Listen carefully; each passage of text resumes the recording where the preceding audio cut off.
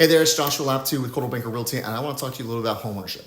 And if you're looking to buy your first home, you may have heard something about putting 20% down of the purchase price for your down payment.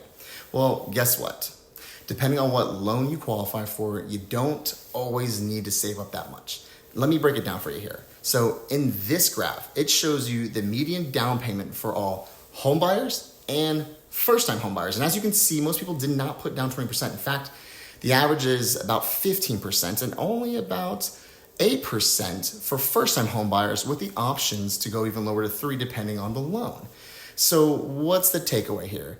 You might not have to save up as much or wait as long as you thought for the down payments. And on top of that, there are more than 2,000 programs all over the country to help folks buy a home, including things like Teacher Next Door or TSHAC, Texas Affordable Housing Corporation, that helps service professionals, teachers, police officers, firefighters, and nurses, and others help with down payment as well as taxes, right? So if saving up for a down payment seems tough, just know that there are options out there that can also help give you a boost, right? And so your home ownership dream might be a lot closer than you think. As your local market expert, I'd love to be able to introduce you to the different programs that are available for you and help you navigate and decide on which one makes best sense for you and your journey. You can find me over at any of the social medias, and you can also reach out to me directly. I'd be more than happy to go over things with you. Talk to you soon. Bye.